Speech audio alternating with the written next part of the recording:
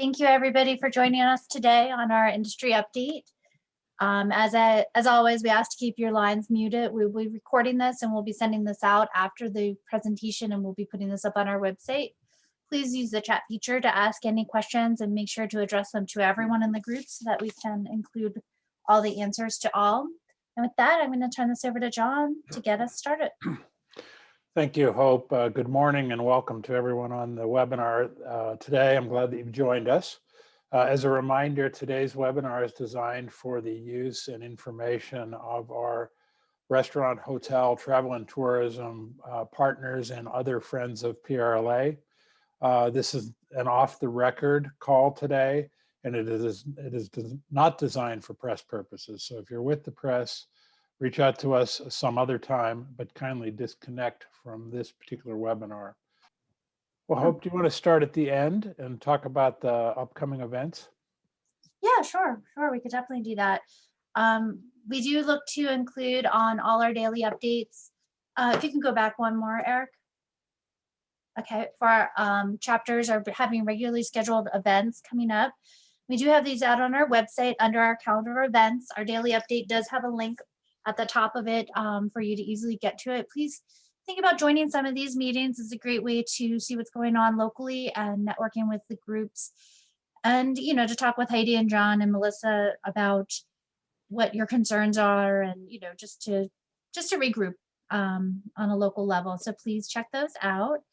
We do have some webinars coming up that are being offered through other organizations. The NRA will be having a webinar later on today to discuss your taxes. It'll be recovering the ERTC again and talking about 2020 and 2021 implications and some of the things you could be thinking about for your taxes when you start them this year. They'll have some attorneys on there, some tax accountants there. So please check that out or sign up and get the recording for later. We do have some local things coming up with the City of Philadelphia and Pittsburgh redevelop and in Pittsburgh too. So please check out those webinars if you're in those local areas. We'll be back next week with Melissa. Hope, I think we're ready to go back to the beginning now. Yep. Okay. Melissa, and now it's my pleasure to introduce Melissa Bova. This was my test. I didn't want to do a federal update, so I was hoping John would take care of it while my computer rebooted. But I will. Another 30 seconds I was going to, but I'm glad you're here. It's all yours now. All right. Apologies, guys. My computer decided to stop trying today. So I put the PowerPoint together late last night, and then I've added like 3 things since then. So we are just going to go on an adventure today. A bunch of federal updates. Federal continues to be the focus of where things are happening right now. We're going to start with P3. There has been, as if you've been reading the news, President Biden made an announcement earlier this week. I think it was Monday, regarding the P3. So they are going to be stopping new applications for anybody with more than 20 employees for 2 weeks. That begins, I believe, tomorrow. If you are an employer with more than 20 employees and you've already submitted your second application for your second round of P3, it doesn't move you in the queue. If you have not submitted your application for your second round of P3 and you have more than 20 employees, you're going to have to wait 2 weeks. They're not accepting any applications for anyone with more than 20 employees for the next 2 weeks while they try to process and make sure those really small businesses, but honestly, it's a lot of our industry as well, can get in the queue and get their P3. So if you have not applied and you have more than 20 employees, you cannot apply for 2 weeks. We do not expect funds to run out. If they do run out, and we've talked about this before, we expect a refunding, as we call it, in the next federal bill.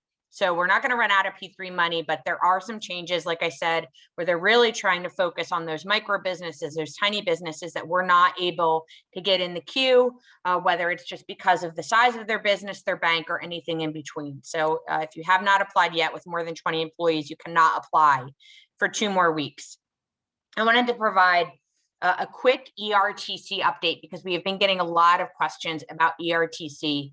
We expect additional guidance to be coming out later this week regarding some specifics. But to answer some of the questions we've gotten is you can use, as you all know, the employee retention tax credit in addition to P3 as long as they are not used at the same time. So for example, if you got your first round of P3 and you used it and finished using it by September of 2020, you can now apply for the $5,000 maximum per employee retention tax credit for the fourth quarter of 2020. So you are now able to backdate that and apply for that credit because that was passed in the federal package. For example, another example, let's say you've applied for your first or second round of P3 for 2021, and you want to be able to use the ERTC and the P3 not at the same time because you can't use it for the same purposes, but what you could use is use their 40% of your P3 that's not for payroll and use that in conjunction with you taking the 2021 first quarter tax credit, which is up to $7,000 per employee. So if you got your P3, let's say you just went gangbusters, you got it February 1st, you decide to take a 24-week period to use it.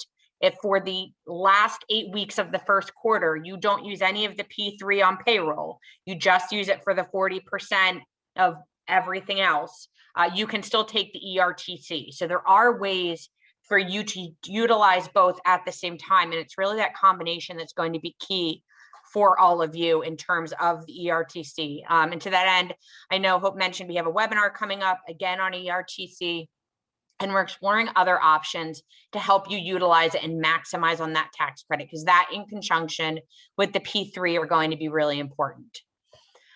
Raise the wage. I always feel bad for our national folks, but this week I feel very bad for our national folks because things keep on changing on the raise the wage package. And then I'll tell you what we know, and I'll tell you, well, obviously I always tell you my opinion, so I'll give you that too.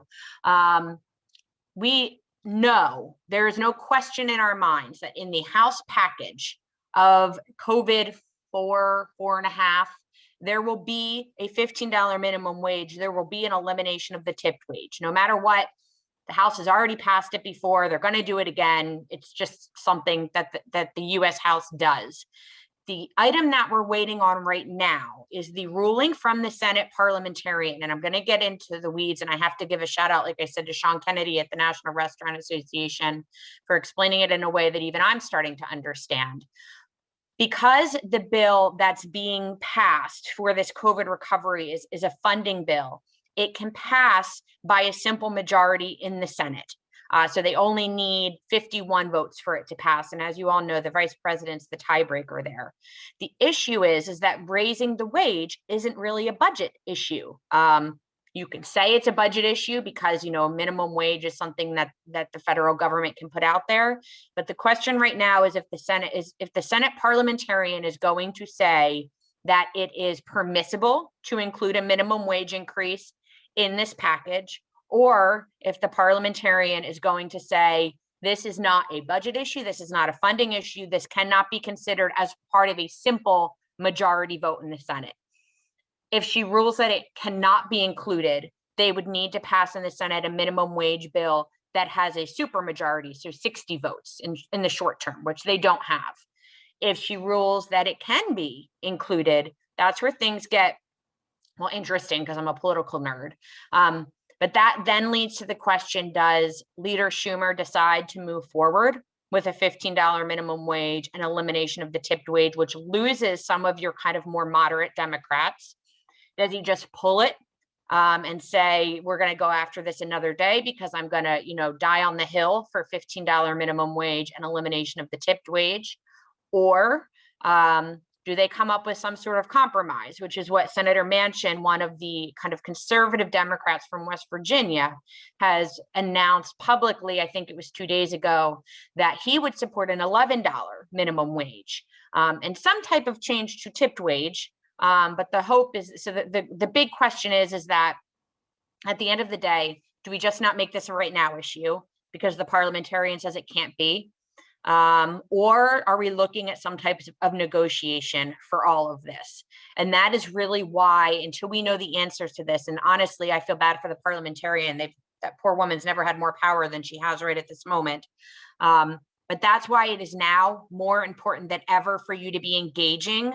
And I know we have a lot of links there in this raise the wage action that we have out there. There is no other association outside of the Restaurant Association that is fighting to preserve a tipped wage in some form or other, and fighting to preserve the tip credit in some form or other. So what we need to do is ensure that Senator Casey especially, but essentially everybody in Congress, kind of in the back of their heads thinks, maybe we shouldn't eliminate it completely. Maybe this is a conversation we need to have. And this action that you have now is the most important thing that you can possibly do. So if you have not sent a message to your congressperson or to our US senators, if you have not, I think the NRA is going to be offering an opportunity to record a video about the impact this would have. If you don't do it this week, or next week, it's too late. And there's not much we can do after that point. So if you have not engaged, please do so. To that end, like I said, we will let you know as soon as we hear anything, but it really could go in a few different ways right now, where we are dealing with it not at all right now. We're dealing with it in a few months. We're dealing with all in $15 minimum wage, $15 tipped wage, which I think is probably less likely of the two. Or three, we're working on a compromise, or there's a compromise that's put out there that does get the votes it needs in the US Senate. So all of this is going to be fleshed out within the next few days. That's a lot of information. I told you I've got all kinds of stuff on the federal side. The recovery package, which is called the reconciliation package, the House is going to be moving on that package this week, probably Friday or Saturday. Like I said, the package that they are sending over to the Senate will be $1.9 trillion. It will include, like I said, that $15 minimum wage, elimination of the tipped wage, and then the Senate's going to be the one that decides what to do with that mess, which I just went over in lots of detail. So we do expect that to move. We expect some more refunding of the P3 to be included in that package. We expect state and local funding to be included in that $1.9 trillion package. And we expect, at minimum, dropping down, $25 billion as kind of what we're calling round one of the Restaurants Act to be included in that package.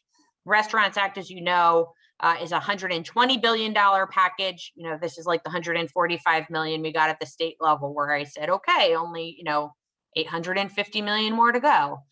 This is a lot like that. So it's $25 billion is expected to be included. There's no question really at this point that the $25 billion will be included. Then this is round one, like I said, in terms of funding, with hopefully another funding of the Restaurants Act to get to that $120 billion in another upcoming package. Lots of unanswered questions on Restaurants Act. We don't have language yet, which leads to a lot of unanswered questions. So we know that it's similar to the act that was filed back in 2020. The Senate and House versions are the same. So if you have less than 20 locations, you would be eligible for recovery under Restaurants Act.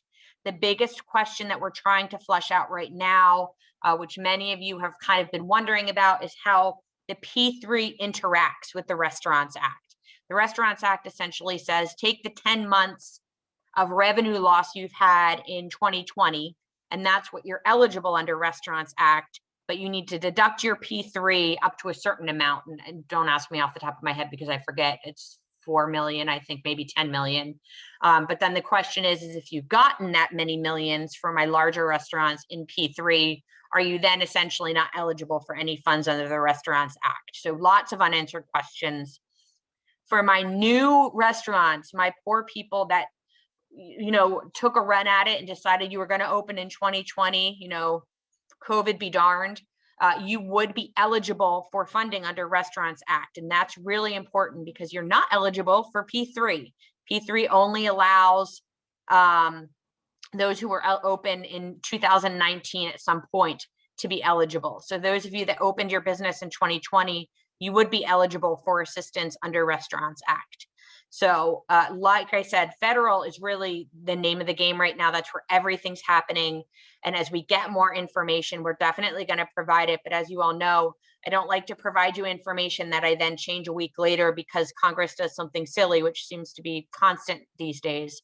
So please stay tuned. And as we get more information, we'll let you know. And as we ask you to engage, please do so as well. Next slide. Okay. So I have new things here too, as well. This is what happens, like I said, when I put a PowerPoint together later at night. Budget hearings continue to be underway within the House, at least right now. House Appropriations are holding their budget hearings. We've had DCED this week. Yesterday, we had the PLCB. Essentially, this is where different departments come up and justify the governor's budget to the House and Senate Appropriations Committees. And from there, they craft a budget that needs to be passed by June 30th. So those are underway. The Senate is in session this week and then expects to break to begin their budget hearings. So not a lot of bills moving right now in terms of PRLA's legislative priorities, but that's just because there aren't a lot of bills moving at all right now. If you're looking to name a bridge, this is the week your bill is moving. Lots of bridge names.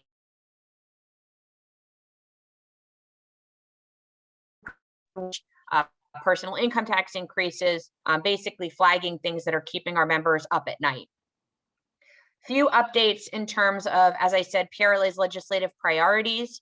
We're continuing to have our freshman legislative meetings. Our first roundtable with the Western chapters next week. It's supposed to be huge. So we're going to look at how we kind of work through that. We might be doing some breakout sessions within that to really make sure we're maximizing the time with our elected officials. So our focus right now continues to be those legislative priorities of legislation that has been recently introduced for my destination marketing organizations. Representative Rader has now introduced the grant program that we all talked about in 2020. It's reliant entirely on us getting more federal funding, but it would allow a grant program for destination marketing organizations. So as we find out if we're getting more federal dollars, it looks like we will.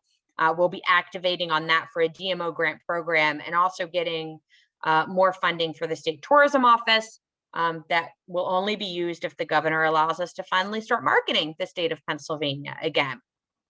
So we're working through all of that. Now, I didn't put it on, but since I just had a call with our friends on the Senate Appropriations Committee, so thank you to them for giving me a call in advance of the webinar, so I would have some updates.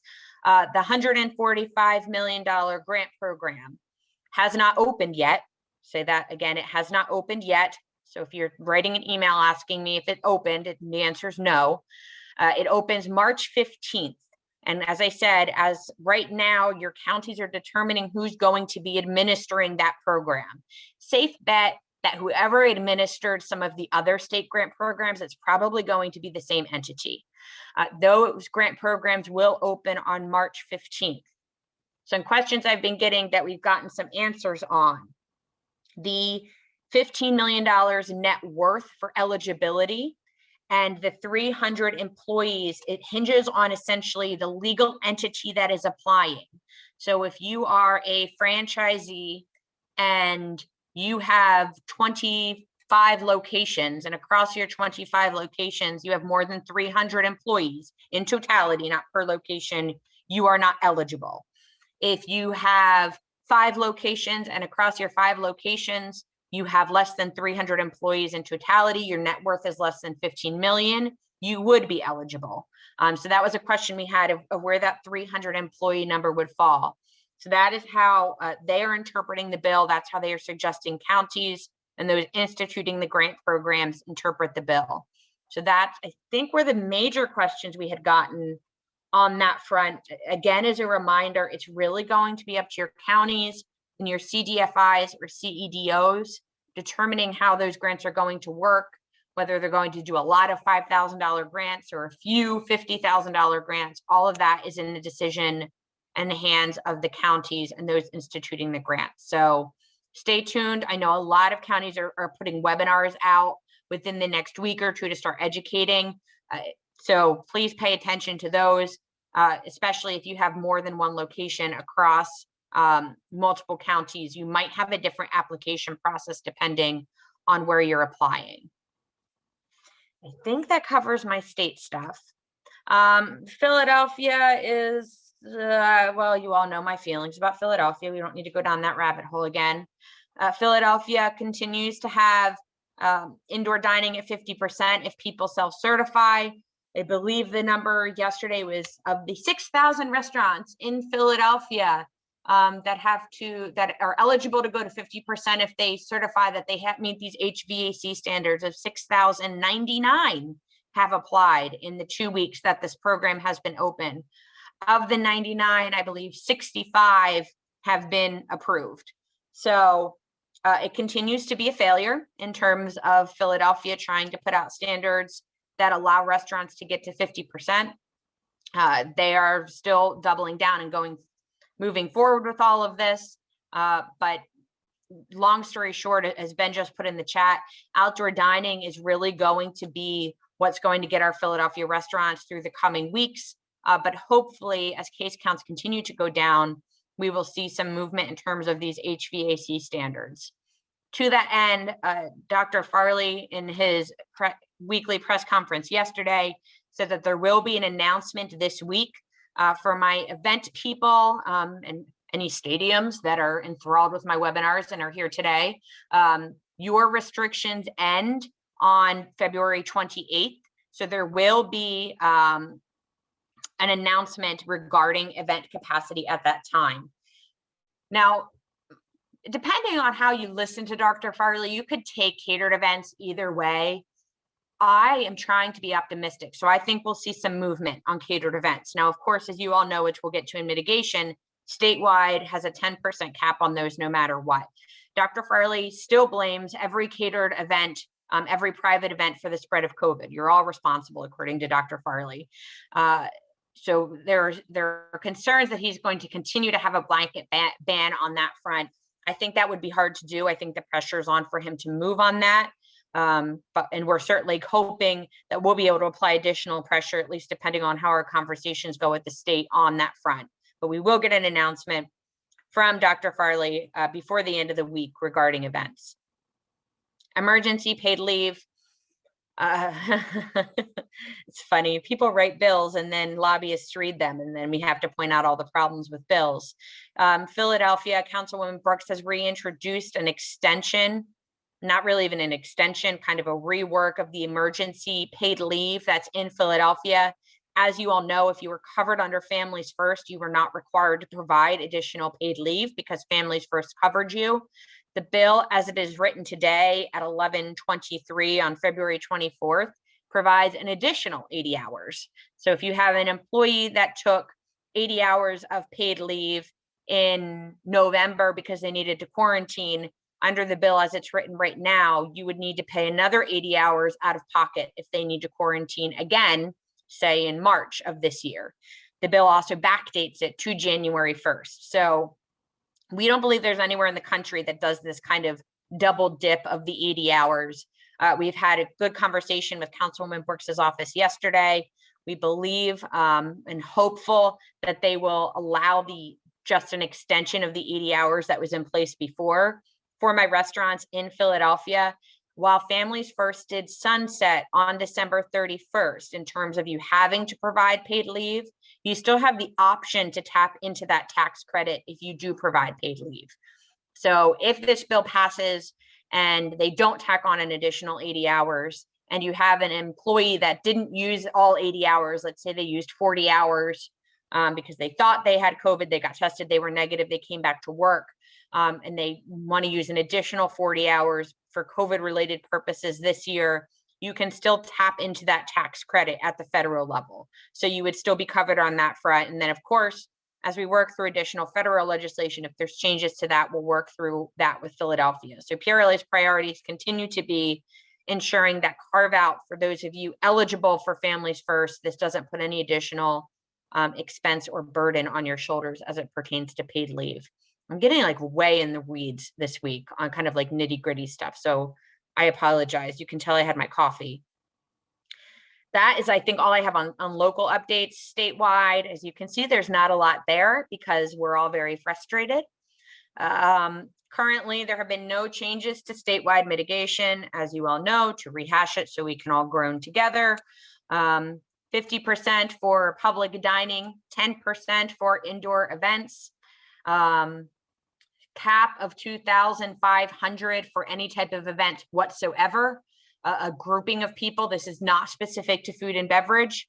Bar seating is still not allowed. You need to get chicken fingers with your beer so you don't get COVID. And last call for alcohol is 11 p.m. with tables cleared of drinks by midnight. As I said, what's next, as you all know, because John and I are getting emails all day long, and this is what happens when I tell everybody everything. We have a meeting today with the administration to talk about next steps. We think that it is very reasonable for the administration to take a step forward in lessening some of these current mitigation standards. We are one of the most restricted states in the country. Case counts are going down. The vaccine is being rolled out. So we are hopeful that after our conversation with the administration today, we will get some movement on those items that we have been dealing with for some of you 6 months, others probably 9 or 10 months at this point. So stay tuned to that. Hopefully we come back with good news, or the administration plans an update. If not, we will move forward in terms of other items and things that we're planning to move forward with to eliminate some of these mitigation standards that are in place. I think and Hope covered all this, so she's going to make me go right into questions, I'm sure. And I did. I kind of covered a lot of everything today, so I apologize. I ran. Melissa, Yeah. Melissa, real quick on that, go back one, Eric. The nope, City of Philadelphia outdoor dining guidelines. Who is doing that webinar? Is that the Department of Health in Philly? It's everybody. It's tomorrow, 8:30. It's to go over outdoor dining guidelines and to get feedback. So Department of Health is involved in that, but most primarily Streets Department, the Fire Department. It's really to kind of revamp and get the city ready for outdoor dining moving forward. So anybody that's a restaurant or any entity within the city of Philadelphia that wants to provide feedback or be a part of that conversation, get your espresso, because 8:30 a.m. is early, ready, and plan to participate in that tomorrow at 8:30 a.m. Okay, great, thank you. Yep. And I'll go real quick. I don't think there's a lot of questions for you to take a look at. To the next screen. Again, we're just reiterating about carry out PA and how important it is to make sure that you are updated on there. We did open up the HARP grant yesterday and did get another 200 applications. So thank you for everybody that let their employees know. And we will be moving forward with doing that, the distribution of funds for those. Again, you know, we do have regular StarSafe classes, and please be sure to keep yourself up to date and your employees up to date with their certifications. I know last year some companies let that lapse, and you don't want to you want to make sure you're getting everybody trained and have someone with a valid certificate at your facility. And then our scholarships were extended until April 1st. So please let any students that are looking for monies to help with schooling visit our website. We do have some applications in, but only a handful that are completed. So we do have you know, the money to give for students trying to pursue additional education. And with that, I think I will turn it back to you now. Okay, before I kick off questions, I do, because for those of you that follow us on social media, which is all of you, as you probably saw that we posted, we are hiring a new position within PRLA, a Director of Government Affairs. I'm not leaving, so don't cheer or cry depending on your reaction to that. But you all are not rid of me yet. We are just trying to make sure that I survive the coming months and years by really focusing on GA and being able to ramp up that department and make sure that we're able to provide some additional assistance to John as well. So you're not free of me. So like I said, whether you're crying or cheering, that's the answer to that. Where can you find the list of approved 50% indoor dining for Philadelphia, or can you share who they are? That is such a great question. And we've asked that, I think 3 ways to Sunday of the health department, because we said, can we see if our logic was, if this is what restaurants need to do to prove that they're safe, why wouldn't the city want to ensure that people know that these are the restaurants who are doing this? And the city said if they posted the listing, it would look like they're endorsing those people, which they kind of should be or are by saying you have to meet these standards to go to 50%. So they have so far, as of now, declined to share the list. We are looking at maybe doing a right to know request and trying to get that information. But as of right now, and in the logic that seems to apply in their minds, which means it doesn't apply in anyone else's, they are not sharing this list publicly at all, which is a huge issue in terms of figuring out who is applying, probably a lot of larger center city restaurants or those that have the HVAC companies to do it for them. And two, just in terms of figuring out what the issues are for those who are applying and their applications aren't being accepted, but they're not sharing any of that information with us publicly. So we will continue to push back on that because we believe that list should be public. If this is hoops that people need to jump through, the city needs to be upfront and public about it. Any thoughts on upcoming St. Patty's Day planning now for that day? My intention is to bring it up with the administration on our call today. There have been no discussions, but as I've mentioned, I think on a few past calls, the administration historically doesn't announce a curfew until a day or two before they institute a curfew. I'm nervous. I would be lying if I didn't say I was nervous about it.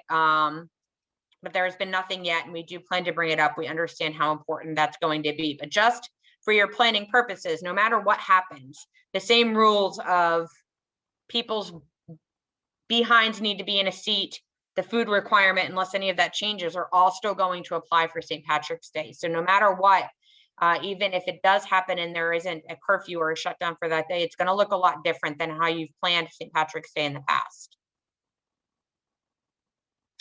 Businesses are planning spring outdoor operations. Can you please update on the bill regarding non-contiguous extension of premise? Is there a limit on distance from the licensed premise? Any other details? Thank you, Allison, for asking, because I did forget to mention that. We are looking to move that bill, probably not until March 15th or 16th. We hope to move it quickly, but legislators. I think the bill right now is 250 feet.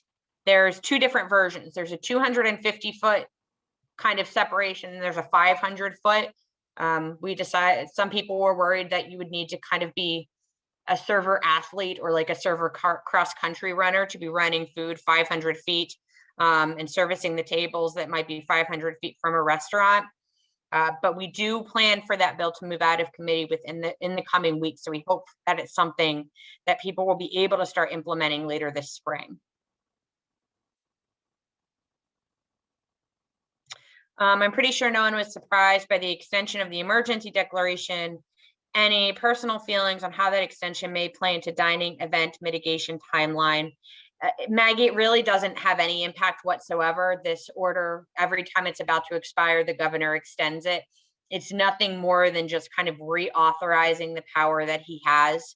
So it doesn't really change. It doesn't impact anything. The fact that he extended it doesn't change anything in terms of mitigation at the end of the day. And to the end, I've mentioned this, John and I have had a few conversations about it.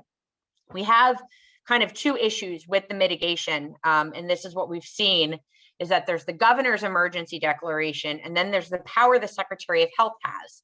And every time they do a mitigation announcement, they do it concurrently. So the governor says something, the Secretary of Health copies and pastes it and says, this is also coming from me. So even if, as we're talking about this voter referendum that's happening later this year, even if the governor's emergency power is taken away from him, there's still the unanswered question of how does that impact the Secretary of Health's power on mitigation, if it impacts it at all. So that's a really long answer to a simple question, but his extending it is nothing more than just extending it. For example, we've been in an opioid emergency declaration for going on 5 years now. So it really doesn't impact much of anything. Sorry, I didn't bring up St. Patrick's Day in my defense. Damn, I forgot about St. Pat's. They're definitely not going to give us crap before that.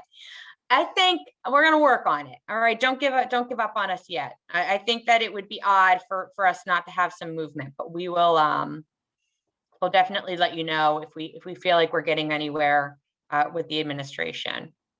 And Ben is offering that if 8:30 a.m. is too early for you, which I think it's too early for anyone who's sane, you can email Ben any questions and he'll be happy to bring them up on the call tomorrow, because I don't even know if I'm going to want to be there at 8:30 a.m. Let's see. You're not allowed to leave. I didn't think I would be allowed to ever leave.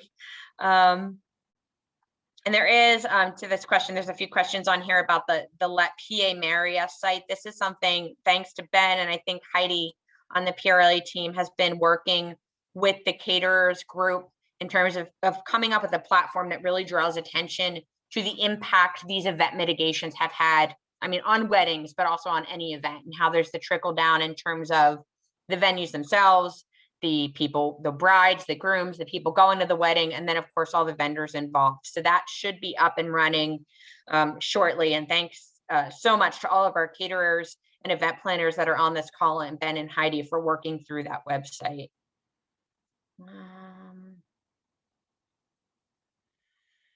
Okay, if you host outdoor events such as bocce tastings, etc., on a licensed area, would that fall under the 25% capacity? So the outdoor is, if you don't have an outdoor capacity limit, because who does? It's 67 people per 1,000 square feet, I believe, right, John? I'm just going to assume he's nodding his head. I'll pull it up really quick. So that's kind of the basis of the outdoor side event. I'm going to PA event. That's kind of the basis of how you would determine. And like we said before, if you have a tent or something like that, you are not restricted. Yeah, 67 people per 1,000 square feet. And then you would apply the maximum occupancy calculator to that. So that's how you're determining your outdoor capacity. Like I said, we're hoping to move on that. The food requirement would still be in place. Food and beverage, they need to be seated when they're playing bocce or their tastings. They can go up to, now I'm going to get in the weeds. Bocce, if I'm playing bocce, I cannot have a hot dog or a beer in my hand while I'm standing and playing bocce. I have to eat my hot dog and my beer back at my seat for the outdoor bocce tournament.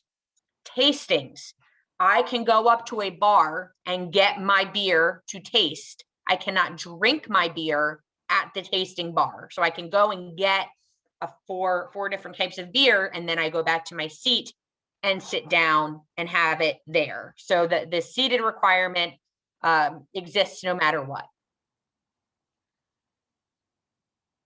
And then apologies if I missed, have you heard anything about a possible state update regarding events and changes to current restrictions? We have a meeting with the state today, and we hope to move the needle on that today. This is probably the most important meeting we've had in a long time, so no pressure on us. Please ask the governor if St. Patrick's Day curfew would be March 17th or the Saturday before. I don't even want to tell them we want a curfew. I don't want a curfew whatsoever, Allison. For you, because I know Allison's in Pittsburgh, I think your bigger issue is going to be the mayor putting a curfew for the parade. If there's going to be a parade or anything like that, if you're having St. Patrick's Day parades, I think your issue is going to be locally, then it's going to be state. So, but I wouldn't think the state would do a March 13th, or for those of you that do parades after that Saturday, after events after, I wouldn't expect it there. But again, this is me applying logic to now 11 and a half months in an illogical situation. And the bill for, I'm going to look it up really quick. It's sponsored by Representative Deasy. There's a question about what the bill number is for the non-contiguous bill. And it is, actually, I don't even think it's been filed yet, but it should be filed soon. So stand by for that. I thought it might be House Bill 452. Hold on. Yes. It is House Bill 452 is the non-contiguous extension bill. Sorry, I got dumped out briefly. See, everyone's getting kicked off of Zoom today. Will the announcement regarding event capacity have any bearing on outdoor ungated events, festivals, etc.? There is no, and let me clarify, there is no announcement from the governor's office that we are aware of right now. PRLA's meeting with them today is to try and get them to make an announcement and move on the mitigation. I can tell you regarding outdoor events, there seems to be a desire and a push from our sports, professional sports friends regarding that 2,500 person limit. I know that's an issue for our amusement parks as well. So I think we might see some movement at some point. Now, this is just me again trying to be logical on those caps, that 2,500 outdoor event cap, to allow for some of those stadiums to have events. But like I said, this conversation that we are having today is only us saying, have you thought about this? This is why you should be making an announcement, not them telling us that they are making an announcement. Now, if we get on the call and they tell us that, I will pour a glass of champagne and be very happy. But this, as far as we know, our conversation today is for us to move them on making an announcement sooner than later. Is there any information on or movement to get food service employees pre-registered for the vaccine? I think that question is probably more for the 67 counties. Philadelphia, you can register for the vaccine, pre-register for the vaccine. The state, we have not yet hit food service employees. They are in 1C. We're still in 1B for the state. So there will be, the question is going to be, is this, as you all know, the state is doing a terrible job at distributing vaccines. So most of the registrations are locally and within your county in terms of registering. But right now we are not at the point of allowing, the state's not at the point, I would have already allowed it. The state's not at the point of allowing 1C to start being vaccinated. Once it is available, we'll make sure all of those resources are out to all of you.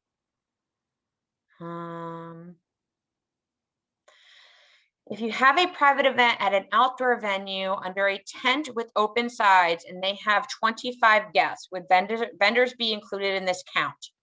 And are the, okay, yes, vendors, any beating heart, as I so affectionately like to call it, within a space is part of the count. So vendors, employees, servers, anybody within an outdoor space is considered part of the count. And then are the guests required to follow social distancing guidelines being a private event and have to wear masks when they get up from their seats? Yes, that continues to be state requirement. Anybody, if they're not, and even if they're at their seat and they're not eating and drinking, they need to have their masks on. I'm sorry, I'm going through this piece by piece. So masks at all times, even at a private event, this is universal. Your tables have to follow social distancing. And are they only allowed to have a certain number of guests? Tables do have to follow social distancing. You have to follow the 6-foot rule. The state suggests no more than 10 people to a table. It is a suggestion, not a requirement. So I think I answered all of those questions. Melissa, there is no St. Patrick's Day parade, but Saturday before St. Pat's is the celebration day in Pittsburgh, and businesses are desperate to know whether to place orders or not. Again, I don't see the state making that call, Allison, so it might be, I would think it would be a Peduto decision more than it would be the state. I don't think the state's going to go down that route. So, and we have not heard anything from local government about this. But again, this has been a constant infuriating factor for all of us, is the lack of forewarning. So this will be a point of the discussion today. I think that with the administration today, if it comes up, it's going to be a March 17th conversation, but we'll see what happens. And then to that end, let me be honest about how our previous conversations with the administration goes. We make a pitch and then they say, we'll take it back and discuss it. So don't start calling John and I, at 3 o'clock this afternoon asking for an update, because they are not, like I said, never have they gotten on a call and said, great idea, Melissa and John, Bill and Jim, let's make all of these changes. So don't expect an answer, this afternoon. John, do you have anything to add? Well, to your point, you took the words out of my mouth, Melissa, and I will say that prior to July 15th of last year, we did have collaborative calls, but since that time, we, for whatever reason, have not. So I do want to lower the expectations on this. This meeting is happening because Melissa and Carrie Lepore over the tourism office, working beside us, pushed to get the meeting set up so that we could explain to them how important it is that we get some mitigation relief. What's going to happen from there, I have no idea. And I can only tell you that we're going to do our best job. And as Melissa said, Chairman Bill Kowaleski and immediate past Chairman Jim Friss will be there. But we should not, this is not a predetermined negotiating session with an agenda to move these certain things forward. It's us making once again a plea for the need and justification behind mitigation relief. When is the webinar on the employee retention tax credit? Is that list? I don't know if that was listed in the webinars, Eric. It was, I just put Okay. it in there. It's on our Thank you. website. It's at 3 p.m. today. And the recorded one that we did with Brown Schultz is also archived on our website. Yeah, and that was also, if you haven't looked at that Brown Schultz webinar, that had a lot of really great information in it as well. Thank you, Sue, for the thank you. And see, Sue's happy I'm not going anywhere. As Hope said, the NRA webinar is at 3, and the registration link is on our website. I understand restaurants can apply to a gain at 50% capacity. Can the venues do the same? No, because, you know, logic doesn't apply. Currently, the self-certification, well, I think that might be a Philadelphia question. It is very specific. The 50% capacity is specific to restaurants. The question will be is if Dr. Farley allows private events to increase or at least operate at 10%, are there going to be standards in place for that? And that's an answer we don't know yet. We do have weekly calls also at 8:30 a.m. with the Philadelphia Department of Health and the mayor's office. So the hope is that we will maybe get some answers or some feedback on that. But like I said, we do expect an announcement by the end of this week from Philadelphia. All of the PRLA have been incredibly helpful. Thank you, Allison. Yeah, thank you everybody for still tuning in every week. A month ago, I had said on a staff meeting, I was like, I don't think we need to do these webinars every week. I think people are getting sick of me and you guys keep on coming back. So I hope you're at least having a glass of wine or a beer during it. And I think with that, I'm going to give you all 13 minutes back. Thanks, Melissa, and thanks to everyone for tuning in. And Hope, thank you for being the voice of PRLA. No problem. And as I said, this is recorded. We will send this out later. And if you have any questions afterwards, please reach out to the staff and we will help you out. Everybody have a great day and stay safe.